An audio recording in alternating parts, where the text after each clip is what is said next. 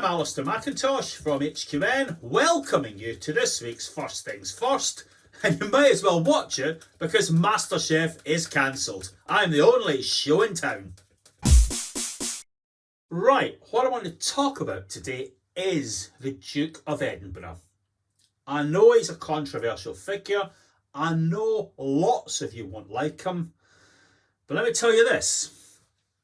At one stage in the 1980s, he was the one and only friend social housing had.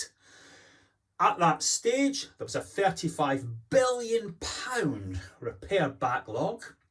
Housing budgets had been chopped in half. It was the zenith of Thatcherism. And then Richard Best, you know him now as Lord Best, had one of his moments of genius. He was running the National Federation of Housing Associations. Duke of Edinburgh was the patron or the president, I can't quite recall.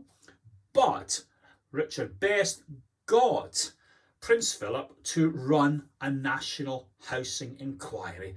It was so credible, it introduced some fantastic changes. At that stage, local authority housing had a terrible reputation.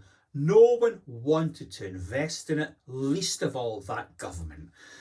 The inquiry came up with two ways to break the logjam. One was stock transfer to housing associations. The other was the creation of arm's length housing organisations just a little bit apart from the local authority, far enough apart to allow it to be sensible and safe to put the investment in. Stock transfers in Almos were an incredible success story. Look at the difference they made to the stock. Now, at that time, one of the criticisms of local authorities was that they were monopolistic providers. The feeling was that that led to mediocrity. That was the view of the government. It wasn't necessarily my view, but that's what they thought. So the breaking up of those monopolies into lots of associations in Almos was very much part of the plan. I wonder what the Duke of Edinburgh would make of some of the big, large national associations we have today that hoovered up the stock transfers. I wonder if he would have some fun with the names of some of these organisations in one of his famous gaffes.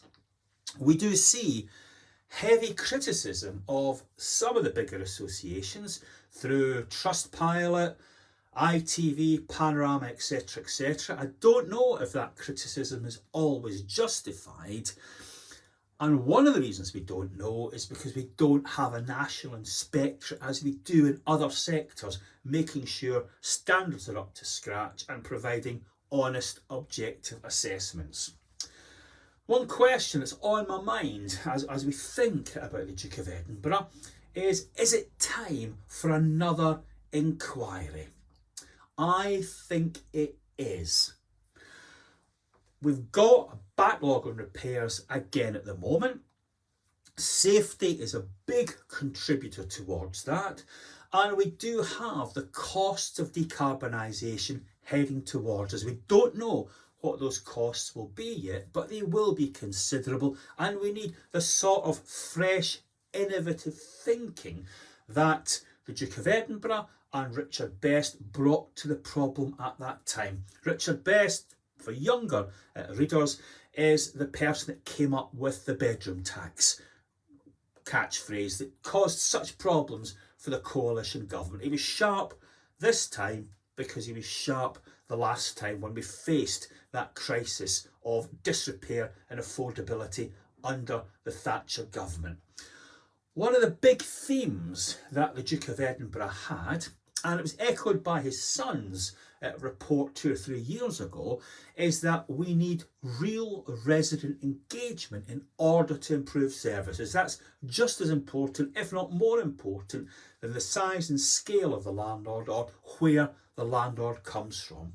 And I wonder if a fitting tribute to the Duke of Edinburgh wouldn't be the creation of a national tenant organisation so that residents who are trying to have their voice heard in all the landlords across the country would have access to high quality, independent, impartial advice so they really could hold their landlords to account effectively. And I wonder if that's what we need at this stage of the competition to run with the MasterChef theme.